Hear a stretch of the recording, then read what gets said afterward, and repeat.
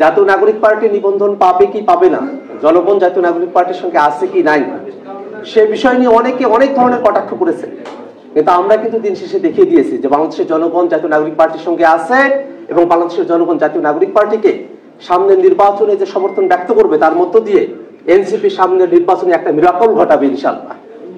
কিন্তু আমরা যতগুলো জায়গাতে বিএনপি নোট অফ ডিসেন্ট দেখি, প্রত্যেকটা জায়গায় এতটা গুরুত্বপূর্ণ, যদি সেগুলো নোট অফ ডিসেন্ট থাকে এবং সেগুলো যদি কার্যকর করা না হয়, তাহলে কার্যত আমরা যে সংস্কার প্রস্তাবনাগুলো করেছি, যেমন সংস্কার আমরা চেয়েছি, তার আসলে সিটে ফোটাও অর্জন করা সম্ভব হবে না। নোট অফ ডিসেন্ট সারা জুলাই সনদ, সেটাতে যা অর্জন, নোট অফ ডিসেন্ট সহজ জুলাই সনদ, তাতে আসলে অর্জনের সিটে ফোটাও নেই। তা আমরা তো নোট অফ ডিসেন্ট সহজে জুলাই সনদ, সেটার কার্যকারিতা ন্যায় এবং সেই কার্যকারিতাকে আইনগত ভিত্তিতেও টেকসই করা সম্ভব নয়। এই কারণেই তো আমরা জুলাই সনদের সেদিনের স্বাক্ষর অনুষ্ঠানে আমরা সেদিন অংশগ্রহণ করি নাই।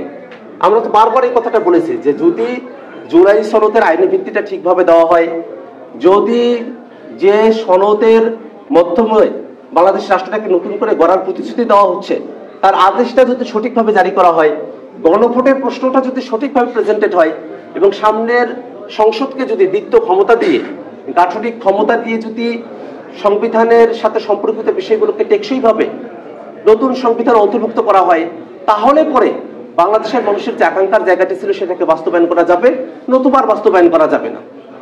আমরা তো দেখি বাংলাদেশের যে ইতিহাস, গত অর্ধ শতাব্দীর ইতিহাস ব্যর্থতার ইতিহাস, এবং এই ব্যর্থতার পিছনে রাজনৈতিক দলগুলো এবং রাজনৈতিক ব্যক্তি যারা আছেন তাদের যে দায়, সে দায়ের কেন্দ্রে আছে আমাদের সিস্টেম, আমাদের ব্যবস্থা।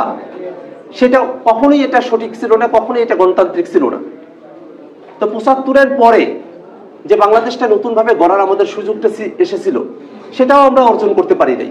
৯০-এর সময়টাতে ৩ দলীয় জোটের রূপরেখা হলো, সেই রূপরেখায় অনেকগুলো ভালো কথা হয়েছিল।